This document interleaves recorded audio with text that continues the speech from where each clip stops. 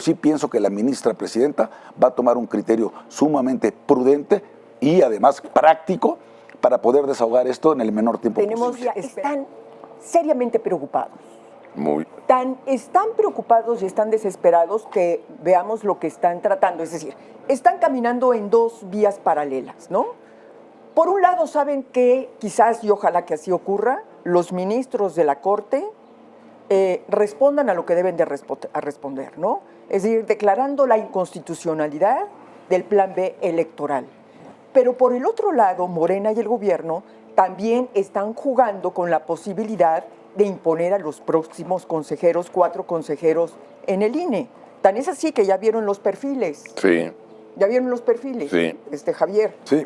Es decir, pues perfiles son 5 de Morena, 2 neutrales que fueron los que metió el INAI, no metieron ahí a periodistas vinculados a la jornada. Pues Enrique Galván. Morena, claro, y que además fue Enrique Galván, que fue uno de los redactores de la Constitución Moral. Sí.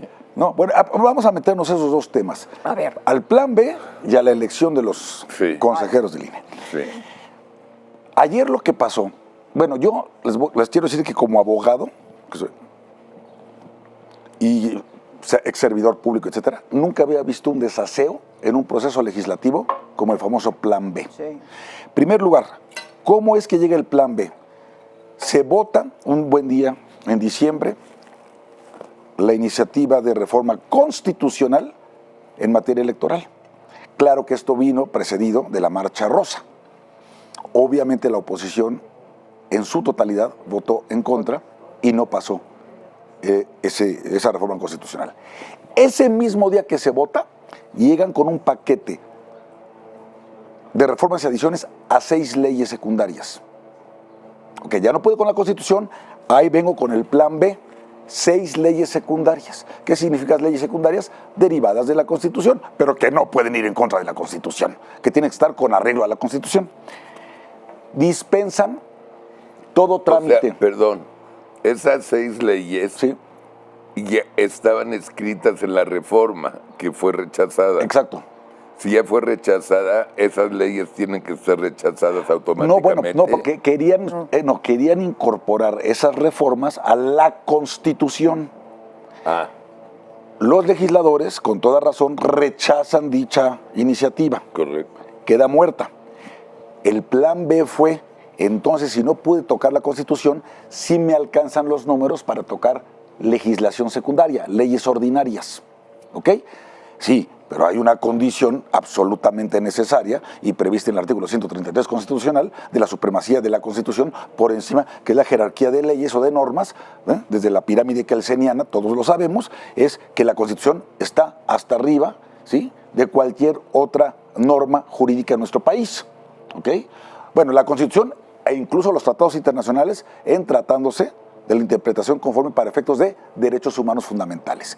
Pero por lo demás, siempre la Constitución arriba. Bueno, las 6 leyes del Plan B pasan dispensando todos los trámites. No se discuten comisiones, no se presenta dictamen, no se hace nada. Se vota en ese momento y en ese momento la Cámara de Diputados fast track. Vámonos. Pasa y se va a senadores. Y fast track y toma. Y fast track. Pero luego el Senado regresa con algunas observaciones, lo que había mandado la Cámara de Diputados. ¿Cuál es la regla del 72, inciso E o apartado E, como le quieren llamar, porque es con E mayúscula? El 72E de la Constitución lo que te dice es, una vez que la Cámara de Origen, en este caso a la Cámara de Diputados, turna a la de senadores, a la Cámara Revisora, que en este caso es el Senado de la República, un proyecto de ley, bueno, si la Cámara Revisora algo le devuelve, la Cámara de Origen va a estudiar únicamente aquello que le están devolviendo de la Cámara Revisora. Lo demás se entiende que ya fue aprobado. Aprobado por ambas cámaras y ya se hace a un ladito para dejarlo ahí a efectos de que en su momento se envíe al Ejecutivo para su promulgación y publicación. Cuando llega esto a la Cámara de Diputados es cuando el presidente se entera de que el Partido Verde y el Partido del Trabajo condicionaron su apoyo a la cláusula famosa de la vida eterna, artículo 12 de la Ley de Instituciones y Procedimientos Electorales. ¿Sí? Esa cláusula de la vida eterna, vean nada más la perversidad. Lo que dice es, si hay una coalición de partidos para una elección, se vale que un partido político le ceda de sus votos a otro partido a fin de que pueda preservar su registro, porque la regla constitucional es que un partido político solamente puede preservar su registro como partido si tiene cuando menos el 3% de la votación general, total. Entonces dice, si me hace falta, Partido del Trabajo y Partido Verde, si me hacen falta votos, Morena, ahí me avientas unos para que siempre, por eso se llama de la vida eterna, porque así nunca se mueren los pinches partidos y siguen recibiendo prerrogativas, es decir, dinero de tus impuestos y de los míos. A espaldas de la ciudadanía. A espaldas de la ciudadanía, ¿no? Y contra el voto de la ciudadanía. Traicionando el voto que le dieron los ciudadanos, sí, ¿no? Okay. Y resultado de un arreglo. De un arreglo, claro. Gangsteril. Bueno, exacto. Cuando el presidente se entera de esto, dice en una mañanera, no, yo no estoy de acuerdo con eso, ¿quién lo aprobó? No, pues ya, pues ¿cómo que quién lo aprobó? ¿Lo aprobaron la Cámara de Diputados, la Cámara de Senadores? No, ese asunto ya estaba aprobado por ambas cámaras. Resulta que dice la Cámara de Diputados, pues lo arreglamos porque ya nos dijo el patrón y lo eliminamos. ¿Y cómo lo arreglan? Si no podía ser, exacto, si ya estaba aprobado por ambas cámaras. Y ayer el Senado dice, qué desaseo en la Cámara de Diputados, no tienen madre. Bueno, no tienen madre, no será el sereno, pero el dictamen ayer pasó por comisiones, tanto de Gobernación como de Estudios Legislativos en el Senado, ya sin ese artículo 12 de la vida eterna. O sea, digo, adiós. Adiós, qué bueno, sí, qué bueno, pues, en el fondo, pero qué desaseo legislativo, ¿no? Entonces, ¿qué es lo que va a pasar ahora? Hoy hay primera lectura en el Pleno del Senado, mañana se vota en el Pleno del Senado, ¿no?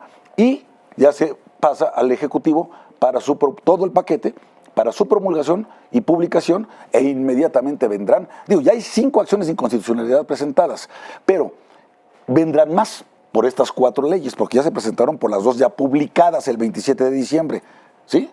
Eso ya lo tiene la Suprema Corte de Justicia. Ya tiene parcialmente la Suprema Corte de Justicia, no sobre 2 de 6. Pero ahora que el presidente publique las otras 4 que faltan, entonces viene otra vez los partidos, viene el INE y otra vez a presentar todo ante la Corte, y yo estoy convencido, y para eso es precisamente la concentración del domingo, para suplicarle a los ministros de la Suprema Corte de Justicia de la Nación que echen abajo. Jueguen limpio. Ese plan B. Es correcto, así es, Javier. Mira, pero yo quiero anotar una cosa, y esto no lo estoy diciendo ahí. Ahorita voy a leer brevemente lo que publicó el periódico El País en su momento. El presidente estaba perfectamente enterado de la cláusula de la vida eterna a los partidos. Y no solamente enterado. Es decir, yo apuesto a que él mandó a diseñar esto, ordenó que se redactara esto, pero seguramente en algún momento dado le midió el agua a los camotes, ¿verdad? Fíjate lo que dice El País. Dice, así se negoció la cláusula de la vida eterna que puso en peligro la reforma electoral de López Obrador. El polémico artículo se acordó en una mesa paralela al Senado, de la que fue excluido Ricardo Monreal y en la que sí participaron el secretario de Gobernación, Adán Augusto López, y el dirigente de Morena, Mario Delgado. Ahí está. ¿Ustedes creen que Mario Delgado y Adán Augusto iban a redactar eso, a mandar a hacer eso sin la orden o autorización del presidente? No. Lo que pasa es que de pronto dijo, no, me voy a ver mal, ¿no? Me voy a ver como la semana pasada, como con esto que estaban aumentando las penas por injurias al presidente, ¿no? En esta legislación dijo, no, yo no estoy de acuerdo, porque cuando ve que ya se le viene el mundo encima, entonces él sale como el salvador de la patria. Así es, Javier, pero yo te quiero como abogado preguntarte una cosa. ¿Qué opinión tienes sobre la iniciativa de la que habló el senador del PAN, Damián Cepeda, que va a presentarla, me parece que es interesante, pero no sé si jurídicamente proceda, para que la Corte esté obligada por ley a resolver en un máximo de 90 días las acciones de inconstitucionalidad y controversias constitucionales, y no dejar que los tiempos corran de acuerdo a los intereses de algunos ministros, como ocurrió con el caso Sí, de de Arturo Saldívar. Saldívar. Sí, sí, claro. Pero ¿crees que esta iniciativa Yo creo que no jala. Yo creo que no, platícanos. yo creo que no jala, sí me parece una intromisión en otro poder, sí me parece que está, digo, es una buena intención. Sí. Y yo estoy de acuerdo en que, caramba, toda acción de inconstitucionalidad se resuelva en 90 días y que además se otorgue la suspensión, sobre todo en tratándose de normas generales, ¿no? Entonces, la suspensión, pues, de esa norma que podría estar violentando la Constitución. Pero me parece que ponerle un plazo así, vamos, hasta para el derecho de petición. El derecho de petición que está consagrado en el artículo 8º constitucional, lo que dice es, cualquier persona puede pedir lo que sea a cualquier autoridad. Y la autoridad estará obligada, siempre y cuando se haga de manera pacífica, respetuosa y por escrito. Y la autoridad estará obligada a responder en breve término. Dice, ¿qué es breve término? Bueno, ya la Corte, lo que dijo en jurisprudencia fue, breve término son 4 meses, como máximo. Pero esos mismos 4 meses pueden extenderse si hay una causal, una justificación, ¿no?, razonable de por qué no puede resolverse en 4 meses. Lo mismo me pasa a mí si le pones, imagínate que inundas la Corte de acciones de inconstitucionalidad por 1000 razones y que todas se tengan que resolver en 3 meses, porque esto llega a una acción de inconstitucionalidad y se turna a un ponente, ¿sí?, a un ministro ponente, que es el que va a estudiar a fondo el asunto, va a presentar un proyecto, lo va a socializar con sus pares y después van a sesionar y a discutirlo el tiempo que sea necesario. Y puede que entonces se pida que se haga un nuevo dictamen o un nuevo proyecto porque ese no satisfizo o no alcanzó a revisar el verdadero fondo del asunto, etcétera. Por eso a mí me parece que poner un plazo tan estrecho como de 90 días, me parece que no va a proceder. Pero a ver, dime una cosa, es decir, lo que sí es cierto es que, y lo que hemos visto en estos 4 años sobre todo, sí, ¿no?, que la Corte ha pateado asuntos muy importantes, sí, para el país, sí, simple y sencillamente porque ese retraso le conviene al presidente. Sí. Entonces, yo supongo que tendría que haber más bien por parte de los mismos ministros de la Corte llevar a cabo una reforma a la ley orgánica. No es tanto eso. ¿O qué procedería? No es tanto eso. Mira, además de que el presidente de la mesa directiva de la Cámara de Diputados, por ejemplo, ya lo hizo, Santiago Krill, ya pidió que se le dé prioridad a las acciones de inconstitucionalidad presentadas. Se lo pide a la Corte, ¿sí? Y lo lógico es que por la importancia que tienen estas acciones de inconstitucionalidad y esta controversia que también presentó el Instituto Nacional Electoral, por unanimidad de su Consejo General, hasta por los que puso López Obrador. Bueno, lo lógico es que sí se pongan en el turno, en primer lugar, estos temas. Perdón, pero yo tengo una pregunta. Yo te seguí en tu plática, la Suprema ya tiene 2, terminan el paso 2 y esas 4 que faltan llegan a la Suprema, que a lo mejor llegan en 2 semanas, sí, es decir, ¿no? Porque sí, hay que formarlo y armarlo y demás. Sí. En 2 semanas ya tiene la Suprema Corte las 6. Bueno, sí, va a tener acciones de inconstitucionalidad y controversias por las 6. Okay. Pero van a ser más de 6, ¿sí? O sea, más de 6 acciones de inconstitucionalidad. Mira, ahorita nada más hay 47 acciones de inconstitucionalidad y 32 controversias, hasta ahorita. Fíjate. Pero se espera, además, municipios que han estado enviando. Claro. Este tipo de demandas. Pues claro. Y yo creo que va a crecer esto. Va a crecer muchísimo porque estás afectando a todo mundo, ¿ves? Ya, ahora, entonces, vamos a decir que la Corte tiene 120 papeles.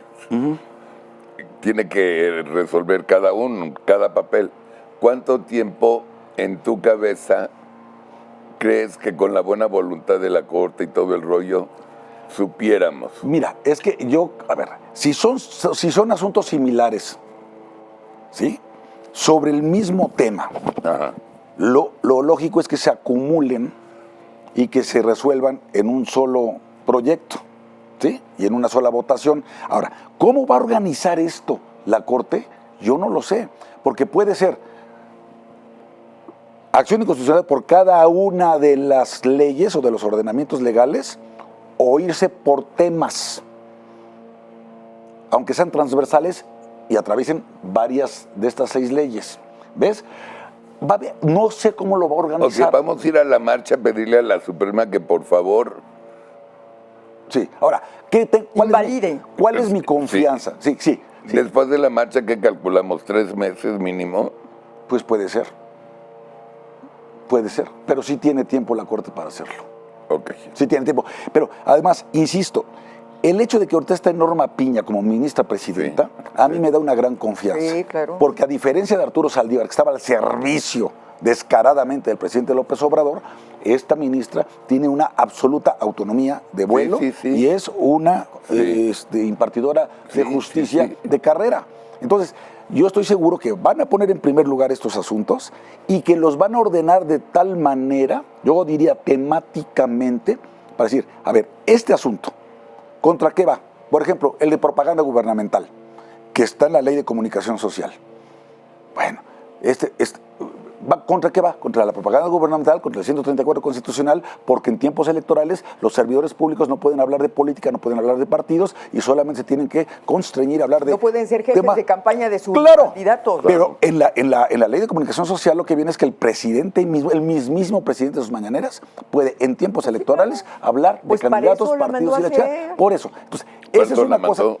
Por eso, ¿No? ese tema en sí mismo podría ser objeto de una votación.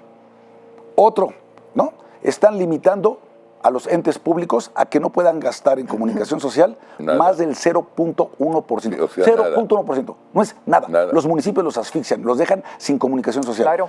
Eso, por ejemplo, puede ser otro tema específico. Pueden irse así. Y luego pueden irse, por ejemplo, con todo el tema estructural del INE, que quieren eliminar las juntas distritales, ¿no? Las juntas locales, al personal de carrera, todo eso. Pueden ir con todo el tema estructural del INE. Y entonces se hace una votación sobre eso. Yo creo que por ahí va a ir la cosa, pero no te lo puedo asegurar porque ya son criterios internos de la Corte. Pero sí pienso que la ministra presidenta va a tomar un criterio sumamente prudente y además práctico para poder desahogar esto en el menor tiempo Tenemos posible. esperanza en ella. Tenemos Ahora, esperanza.